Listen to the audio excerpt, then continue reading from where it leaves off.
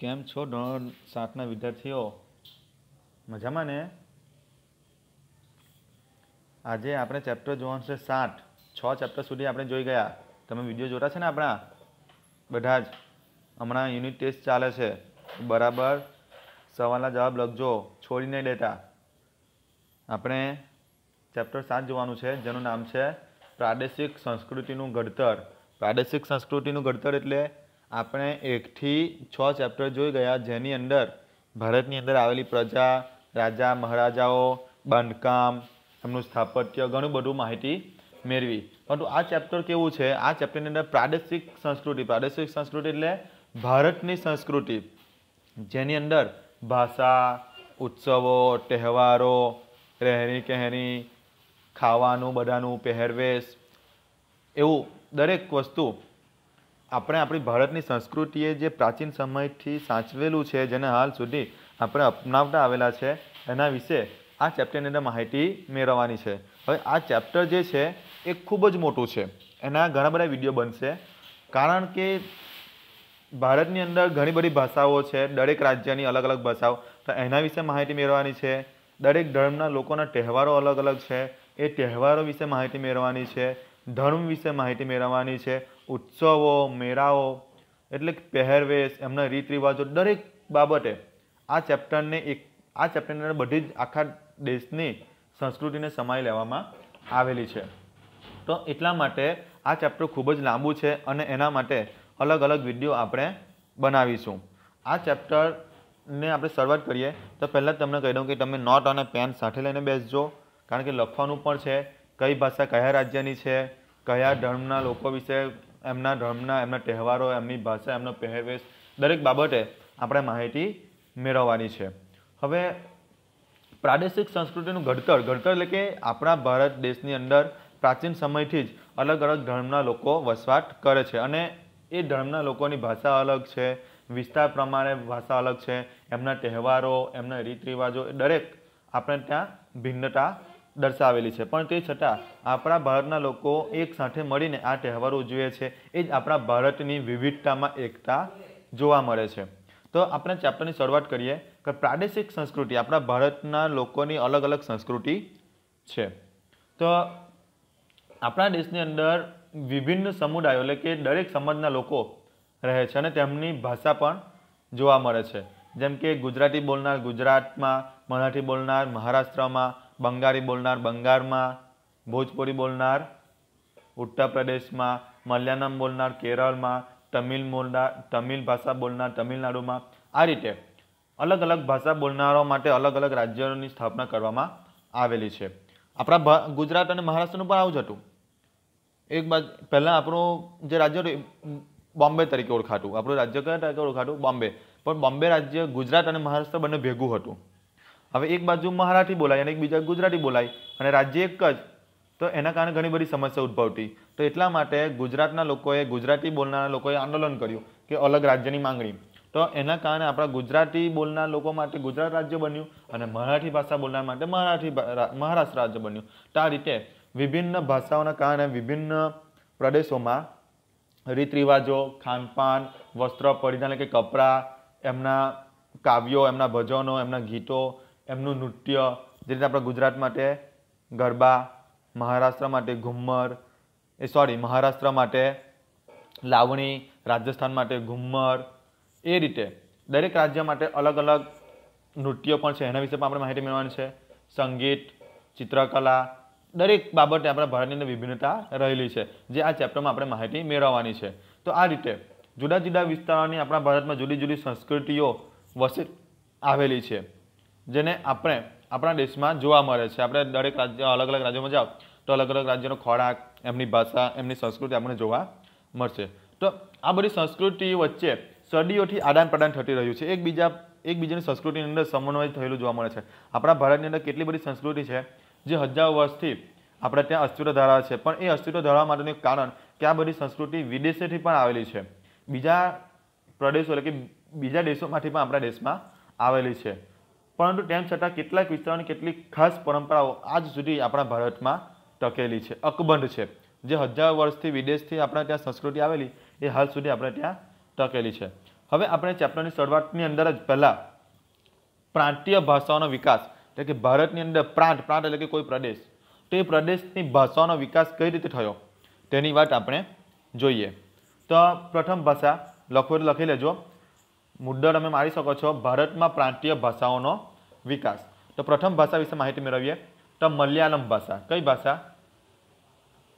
તો મલયાલમ ભાષાની આપણે વાત કરીએ. હેડિંગ મારી લેજો, મલયાલમ ભાષા.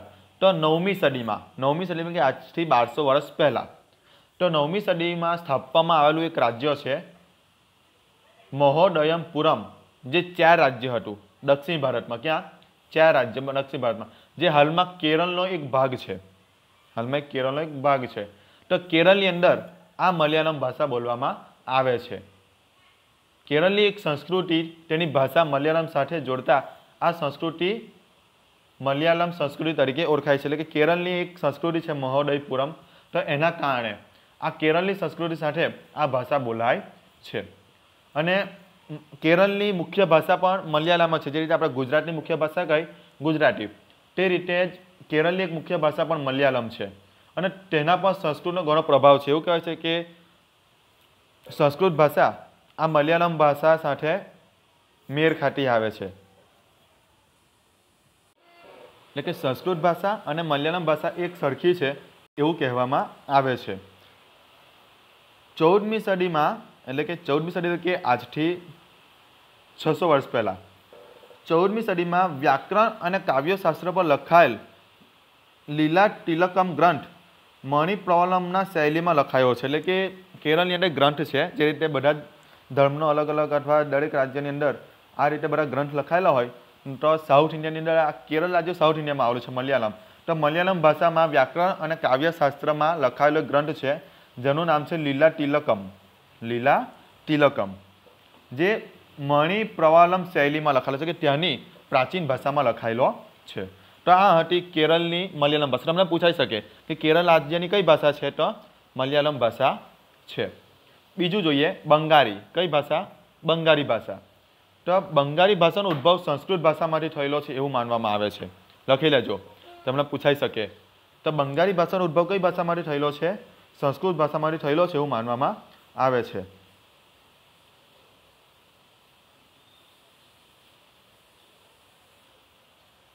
પંદરમી સદી સુધીમાં ઉપભાષાઓ તથા બોલીઓ મળી એક સામાન્ય સાહિત્યિક ભાષાનું સ્વરૂપ ધારણ કર્યું. સાહિત્યિક એટલે કે એક સામાન્ય બોલીઓ બોલાતી હતી, ભાષા નહીં, સામાન્ય બોલી બોલાતી હતી. અને એ બધી બોલીઓનો સમન્વય કરી એક સાહિત્યિક ભાષાનું સ્વરૂપ ધારણ કર્યું, જે આજે પશ્ચિમ બંગાળની મુખ્ય ભાષા બની ગઈ છે બંગાળી. અને ત્યાંના લોકો આજે બંગાળી ભાષા બોલે છે. ત્યાં જનજાતીય ભાષાઓ પર્શિયન એટલે કે ફારસી ભાષા અને ભારતમાં અંગ્રેજ શાસનની શરૂઆત બંગાળથી થતાં આ યુરોપીય ભાષાઓમાં બંગાળી ભાષા પર પ્રભાવ જોવા મળે.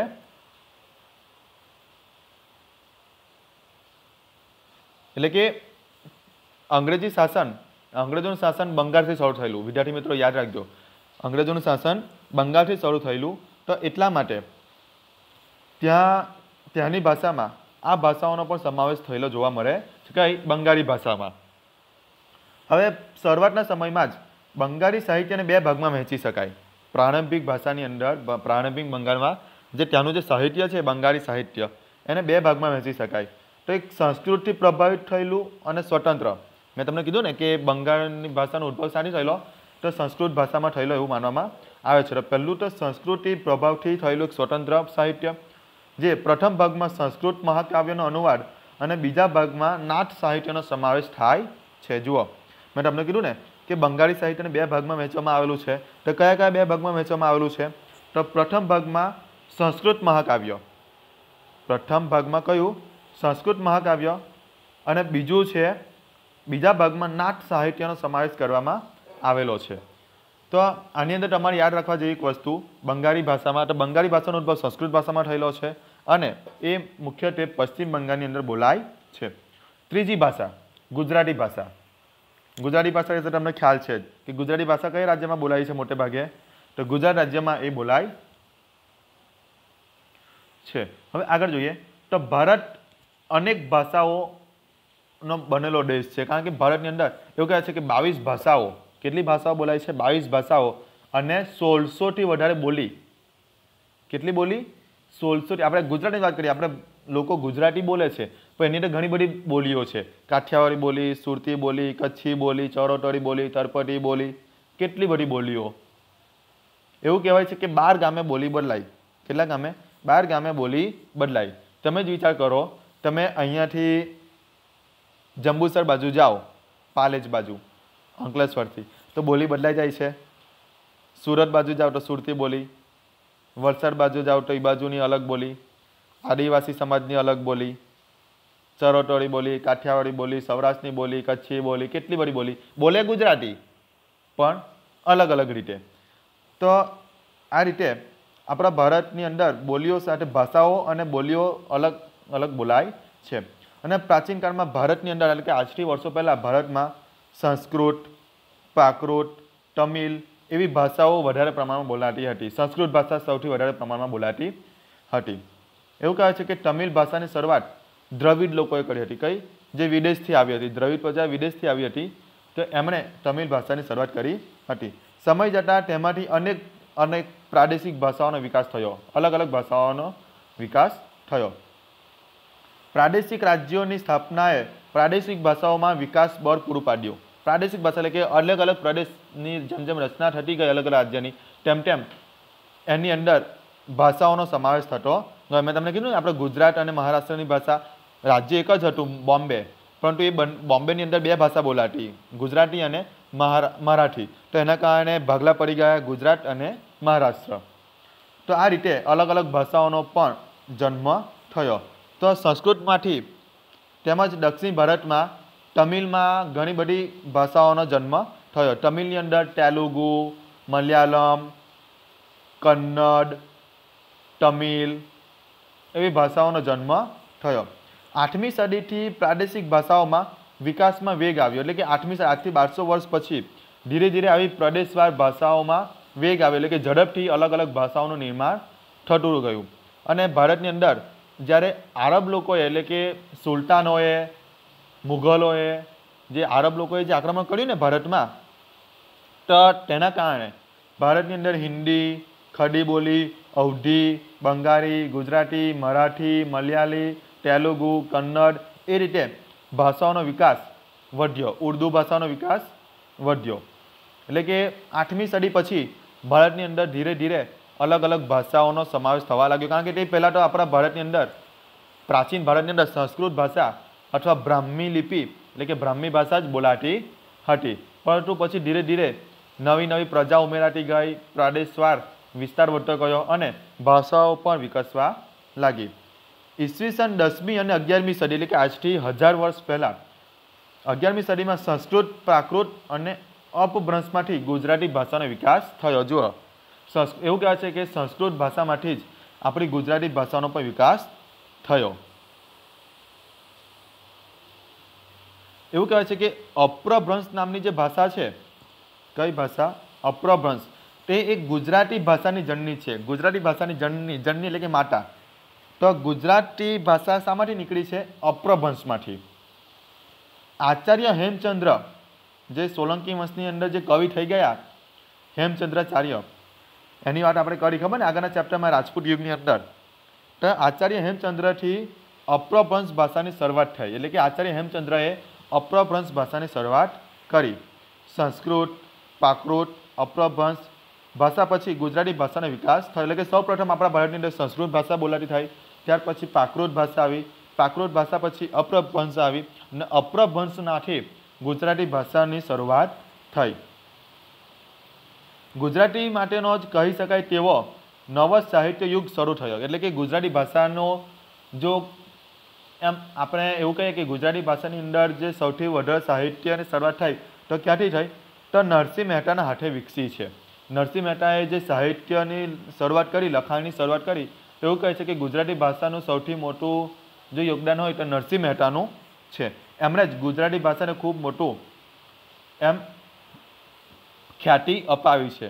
અને એવું કહે છે કે નવા યુગની શરૂઆત નરસિંહ મહેતા, મીરાબાઈ, ભાલણ એમના સમયની અંદર જ ગુજરાતી ભાષાનો વિકાસ થયો છે. આ ત્રણેય ભક્તિ સાહિત્યના વિકાસ સાથે જ ગુજરાતી ભાષાનો વિકાસ થયો। એટલે કે સાદી અને સિમ્પલ ભાષામાં તમને કહું તો ગુજરાતી ભાષાને જો સૌથી વધારે મહત્વ મળ્યું હોય તો કોના સમય દરમિયાન? નરસિંહ મહેતા, મીરાબાઈ, કવિ ભાલણ એમના સમયગાળા દરમિયાન આપણી ગુજરાતી ભાષાનો ખૂબ મોટો વિકાસ થયો છે। આગળ વાત કરીએ તો નરસિંહ મહેતાએ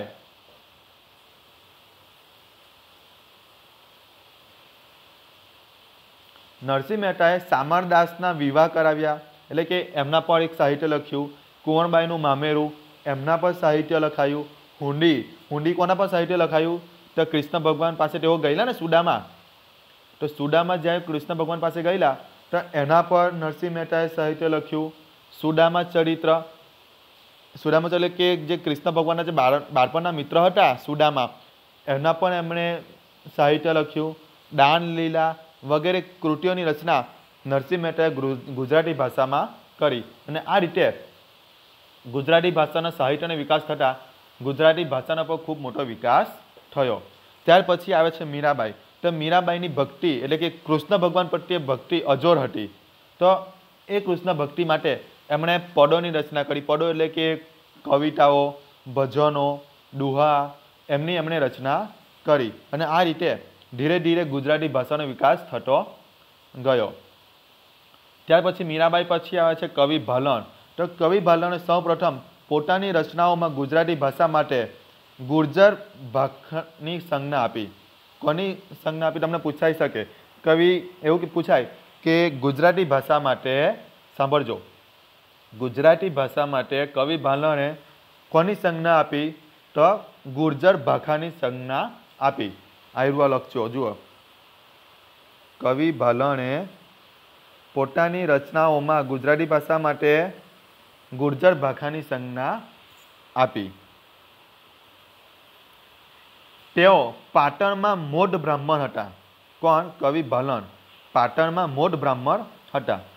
તેમણે આખ્યાનના પિતા તરીકે ઓળખવામાં આવે છે। જુઓ, યાદ રાખજો, આખ્યાનના પિતા તરીકે કોને ઓળખવામાં આવે છે? તો કવિ ભાલણને। તમને પૂછાઈ શકે કે આખ્યાનના પિતા તરીકે કોને ઓળખવામાં આવે છે? તો કવિ ભાલણને ઓળખવામાં આવે છે।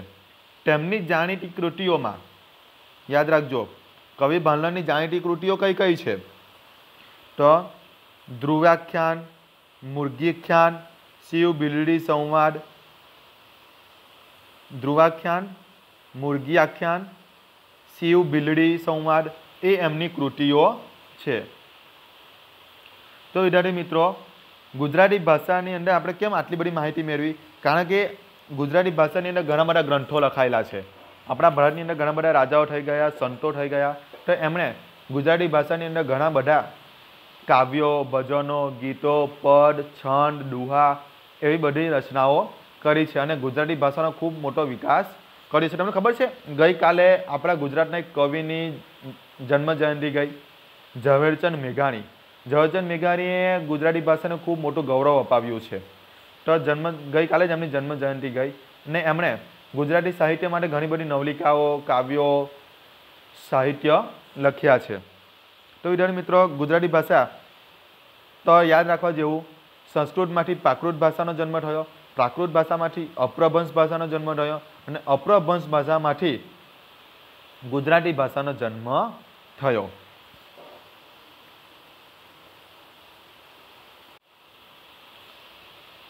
તો વિદ્યાર્થીઓ, આ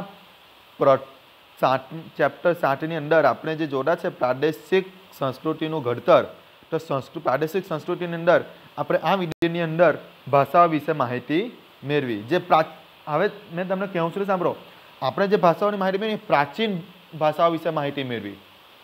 એમ તો બીજી બધી ભાષાઓ છે આપણે ત્યાં, મરાઠી, કોંકણી, ભોજપુરી, કાશ્મીરી, તેલુગુ, હે ને, હિન્દી, ઉર્દુ, 22 જેટલી ભાષાઓ આપણે ત્યાં અસ્તિત્વ ધરાવે છે। પણ આપણે જે ભાષાઓ વિશે માહિતી મેળવી એ પ્રાચીન ભાષાઓ વિશે માહિતી મેળવી છે, મલયાલમ, હે ને। તો વિદ્યાર્થી મિત્રો, આ વિડીયોની અંદર આપણે ભાષાઓ વિશે માહિતી મેળવી। હવે પછી આ હતું પાર્ટ 1। હવે પાર્ટ 2 ની અંદર આપણે ઉત્સવો વિશે માહિતી મેળવીશું। કોના વિશે? ભારતના ઉત્સવો વિશે માહિતી મેળવીશું. કયા વિડીયોમાં? બીજા વિડીયોમાં. આ ચેપ્ટરના ઘણા બધા વિડીયો બનશે. આ ચેપ્ટરના ઘણા બધા વિડીયો બનશે, એટલે સ્ટેપ બાય સ્ટેપ તમે વિડીયો જોતા જજો. એટલે હવે વિદ્યાર્થી મિત્રો આ ચેપ્ટરનો આ પ્રથમ વિડીયો આપણે અહીંયા ગાડી પૂરું કરીએ. તો આવજો. નેક્સ્ટ વિડીયોની અંદર આપણે ભારતના ઉત્સવો વિશે માહિતી મેળવીશું.